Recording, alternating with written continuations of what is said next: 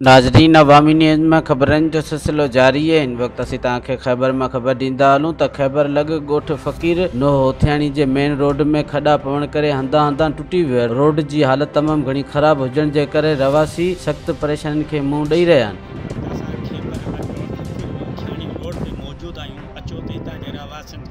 विचार वंडो ॾिसो त इलाही वक़्तु गाॾी ख़राबु थी वई आहे। केरु घणी ताईं केरु कोन्हे को अॻे सां ई ठाराईंदा, हाणे हली कोन आहे, किथे ख़बर आहे न सुठा न ते अचण वञण कॾहिं मुसाफ़िर में सॼो भॻो पियो आहे। दरगाह ताईं सॼो रोड भॻो।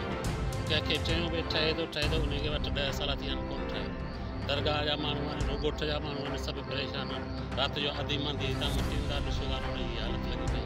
कंहिंखे बि यादगिरी कोन्हे को, चवनि था ठहे थो कोन लाइ किथे लॻे थो।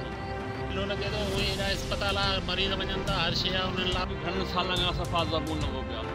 तक़रीबन 7-8 साल थी हाणे MP में वोट वठण खां पोइ ज़ारी कोन था थियनि। ऐं हीउ ॻोठ तक़रीबन 8-9 ॻोठनि में मिलाए थो। ॻोठ हयातरी फक़ीर हूथाणी शौक़दाला शारी रांझो मंदी दाणू या लादो किने किने साहू वारनि जता ॻोठ आहे। तक़रीबन इलाही ॻोठनि जा हिते वधीक खां वधीक मुश्किलात जेको आहे डिलीवरी थींदी अस्पताल ते हूथाणी ते वधीक को त मरीज़ पहुचे थो, को त मरीज़ पहुचे कोन। तमामु वधीक तकलीफ़ थी आहे। रोड पूरी लाइफ फेमक आहे असांखे पाण ऊचाई आहे, शादी लाइ ॿार बचे लाइ गरीब लाइ तमामु वॾी ऊचाई आहे असांखे। हालत कहिड़ी थी पई आहे, हिन तक़रीबन 5-8 साल थी विया रोड इहा ई हालत आहे।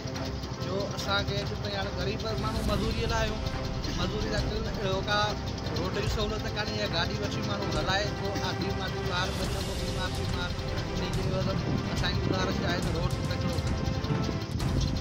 रहवासियुनि जा तव्हां वीचार ॿुधायो। हितां जे रहवासियुनि जो इहो ई चवणु आहे त हिते हज़रत फक़ीर हौथियाणी जी दरगाह काफ़ी पुराणी क़दीमी आहे।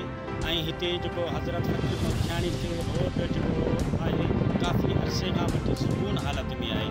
ऐं हितां जा जेके चूंडियल नुमाइंदा आहिनि से निंड में सुतल पिया आहिनि। ऐं हितां जे रहवासियुनि जो इहो ई चवणु आहे त उन्हनि इहा ई अपील कई आहे त ज़िले इंतिज़ामिया सां त असांखे जल्द मां जल्द ही रोड बहाल कयो वञे त जीअं असांखे सहूलियत मुहैया थिए।